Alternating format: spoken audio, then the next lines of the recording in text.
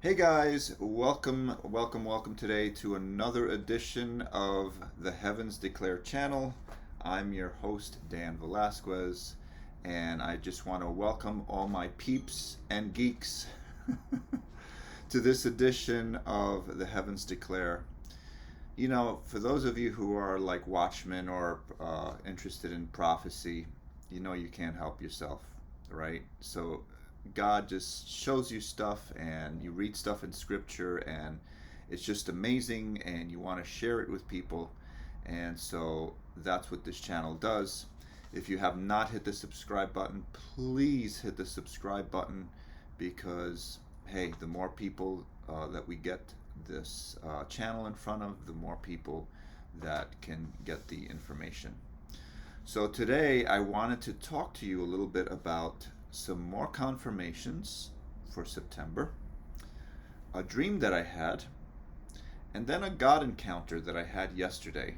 You know, every once in a while, um, God speaks so clearly that you can't deny that it's Him. And yesterday I had one of those encounters. I don't have those every day. I wish I did. You know, I wish God would like just clearly like every single day just say bing, bing, bing, and but yesterday was amazing, and I'm going to tell you about that a little bit later. So, the first thing I wanted to start today with was some more confirmations pointing to September. Now, um, for those of you who follow prophecy, the Revelation 12 sign was a major indicator in 2017 that pointed to the rapture. And so, you know, that date had so much in it that it's kind of just like gone over. People have just kind of forgotten about the date, but they have not really studied the date and the numbers around it. And that's what I wanted to do today. So, the first thing was that uh, before the Revelation 12 sign happened, 3 days prior, on September 20th, 2017, Hurricane Maria went through Puerto Rico. Now, why is that significant? Well, first of all, Maria is the Spanish name for Mary, okay, the mother of Jesus. And Puerto Rico is known in its coat of arms as La Isla del Cordero. What does that mean? It means the island of the Lamb. So on September 20th, which by the way was the first day of Rosh Hashanah in 2017, September 20th, Maria, Hurricane Maria, went, and Puerto Rico went right through the eye or birth canal of Hurricane Maria, essentially birthing the Lamb. My parents were there at the time. They witnessed it. The hurricane came. Then there was sunshine, okay, as it went through the eye, and then the latter half of the hurricane came through. Now, interestingly enough, if that's not interesting enough, the hurricane dissipated on October 2nd, which this year is Yom Kippur. I just wanted to put that out there and notice that it was kind of pointing to something. So then 3 days later, we have the famous Revelation 12 sign.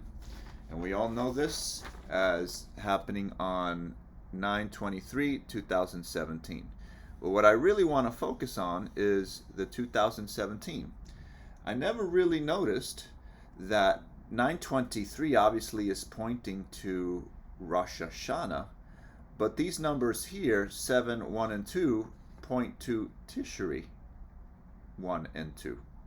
Also Rosh Hashanah, the 7th month, first and second day. I never noticed that till like yesterday. It's just kind of like, oh, it's 2017. I never paid attention to the latter half of the date. But I found that very interesting. Okay. So I looked up on, okay, so yesterday and today I started running through some numbers through ChatGPT. Now, I know some of you think ChatGPT is of the devil, that all AI is evil. AI is not evil, people. AI can be used for the glory of God, or it could be used for evil purposes as well. And so I decided to use it to God's glory. Now, what I really like about ChatGPT, um, it does something better that no human can do.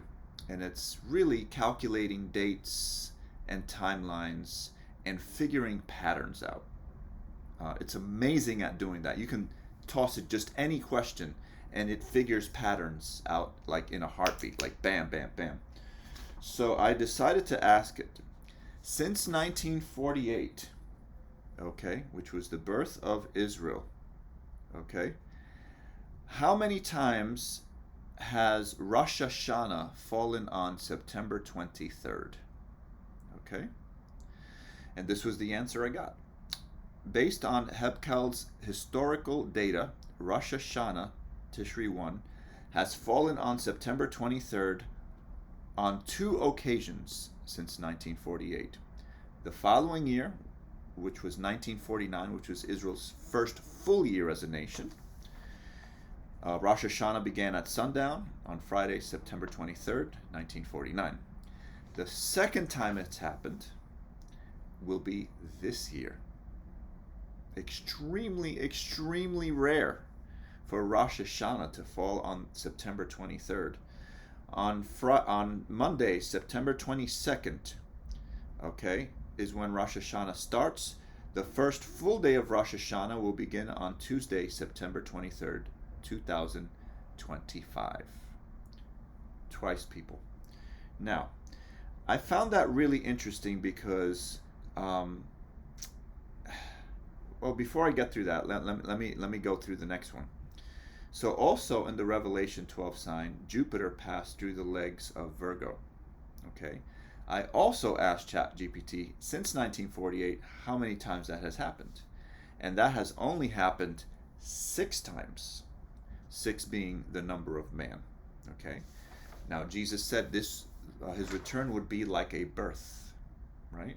So for those of us who are born again, who are by the Spirit of the Lord born again and redeemed, 6, the number of man, 6 times it's been birthed. This was the final time. The next time will be after the return of Jesus. Okay. So now going back to September 23rd as only happening twice since 1948, I decided to ask, because to me it looked like what we call in prophecy bookending. Okay. So I asked the question to ChatGPT. Prophetically speaking, what do dates bookending mean? Prophetically speaking. And this was the answer. In prophetic or biblical study, when people talk about bookending dates, they usually mean 2 significant dates marking the beginning and the end of a period, much like bookends on a shelf. The meaning is often tied to God's patterns of times, appointed feasts, or prophetic fulfillment. When 2 important dates bookend in a period, it can show that God has set apart that entire time for a purpose. Okay? Is the Lord bookending 1949, 2025 as the time allotted for Israel? We will soon find out, right? We will soon find out. Okay? So I found that very interesting. Okay? That type of foreshadowing of the front and the end.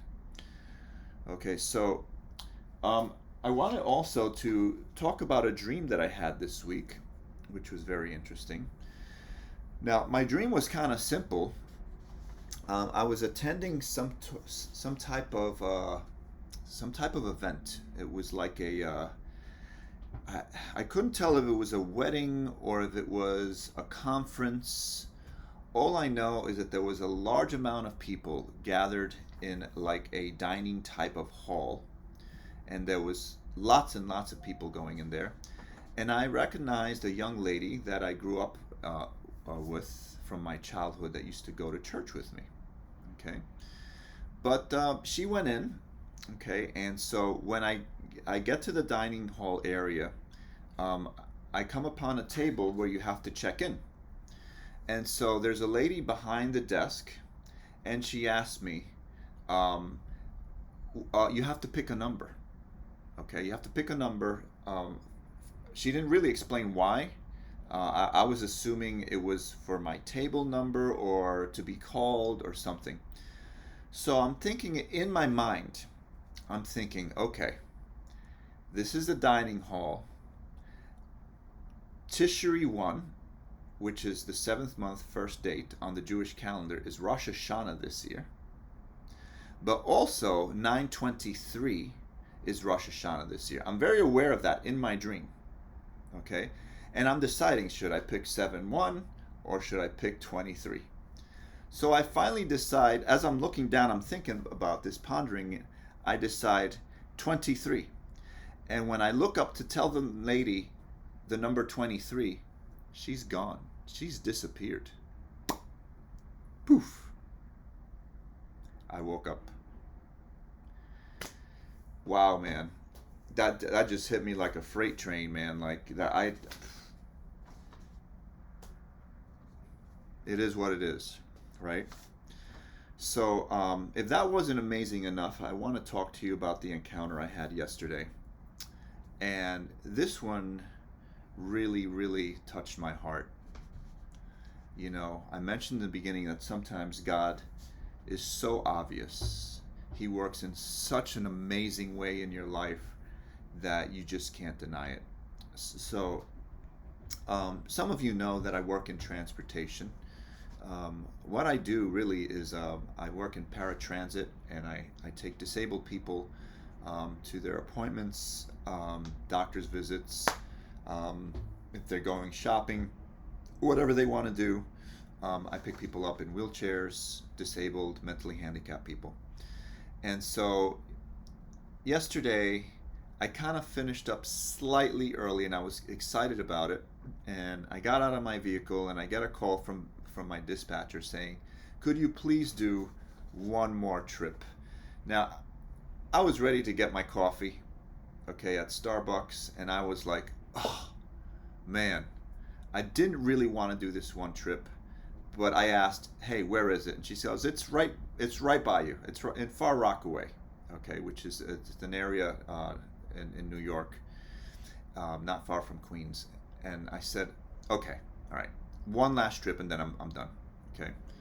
I didn't really know why I got that trip yesterday, um, but the timing was essential.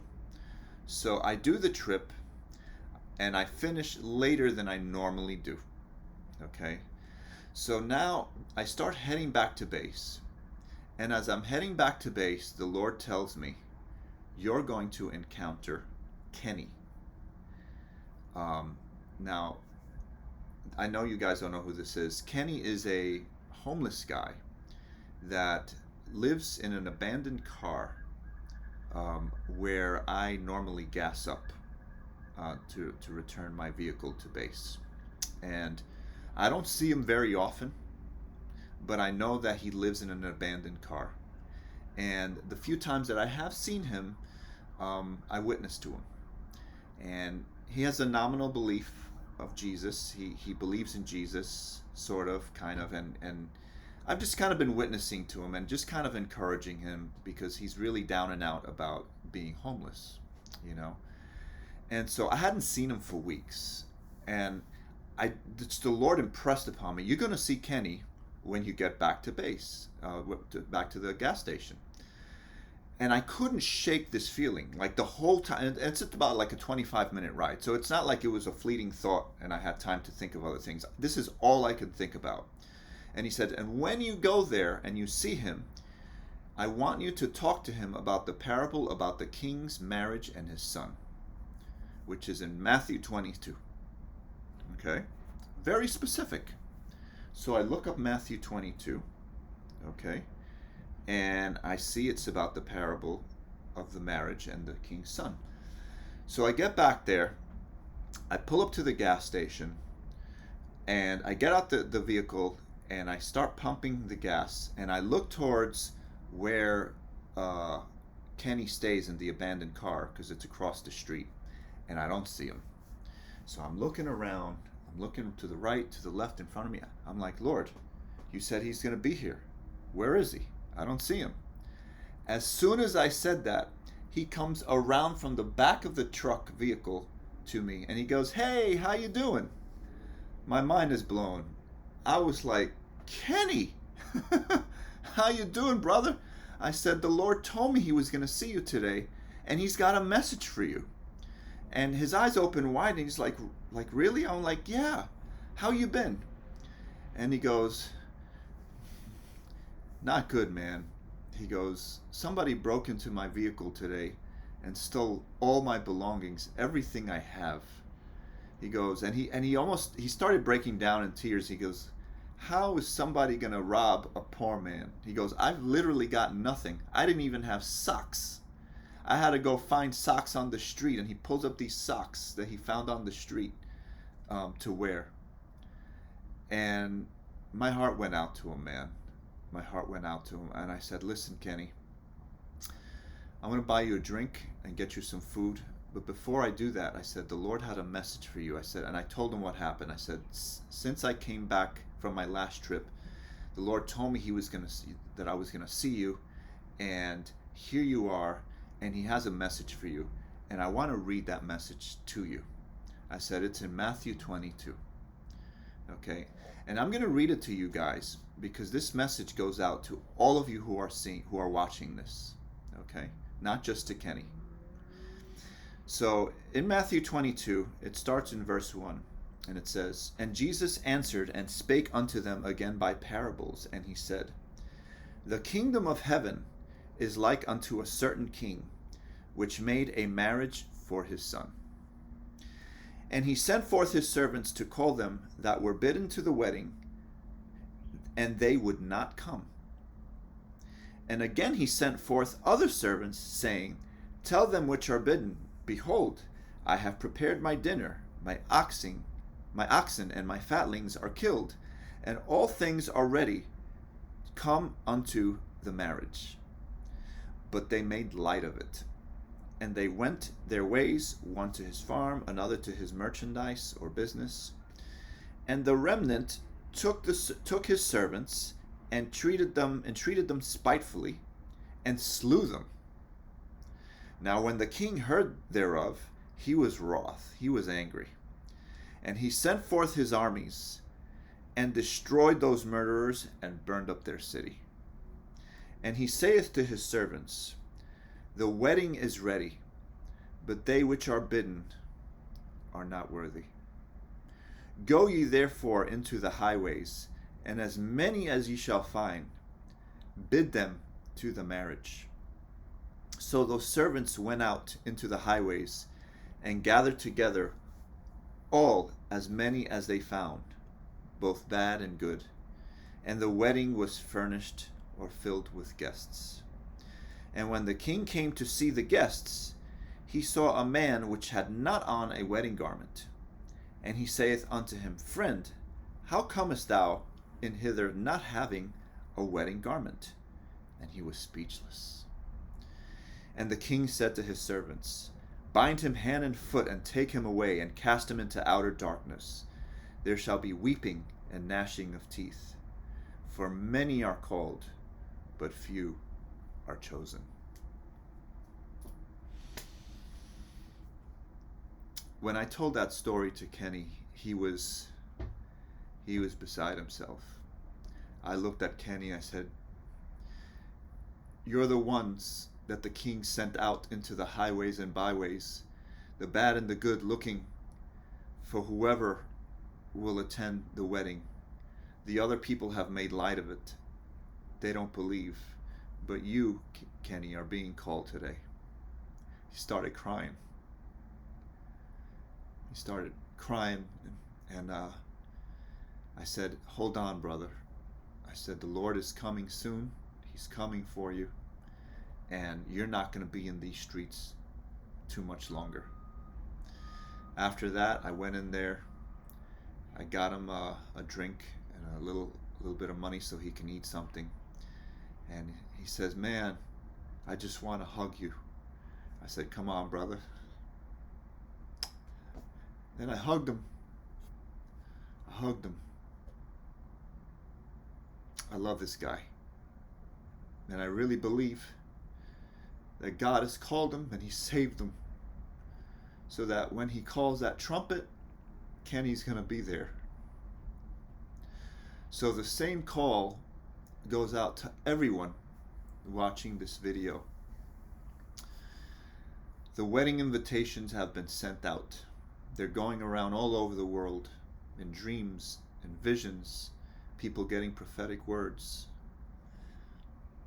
You know, when you get a invitation, at the bottom it always says RSVP, right? And RSVP is a French phrase.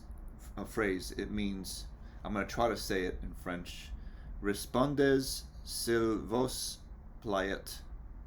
Okay, which literally means please respond. Okay.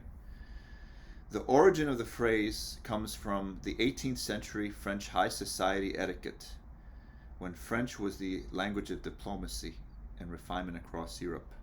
Wealthy families sending invitations expected a formal reply, acceptance, or regrets. The abbreviation RSVP was adopted into English-speaking culture, especially in Britain and America, during the 19th century, and has remained a standard ever since. So my question to you all is, will you RSVP? The invitations are sent. The date has been given. I find it very interesting that Rosh Hashanah starts on the 23rd this year, and this is Matthew 22. If I were you and you have not, I would RSVP today. Today, because tomorrow is not promised. But definitely before the 22nd of this month, you need to RSVP and say, Lord, come into my heart. Forgive me. Forgive me of all my sins. Come into my life. Regenerate me and make me a new creature. And when you come, please come for me. You know, in that story, the guy tried to sneak in without a wedding garment, and he was tossed out into outer darkness. I don't want that to happen to anybody. So I implore you, please, please, we're begging, please accept the Lord today, so that we can see him when he comes to gather us in the clouds, which I believe will be very soon. Love you guys. Be blessed. Remember to pray, read the word, fast, and be in repentance, so that we can be ready to meet him in the air. God bless.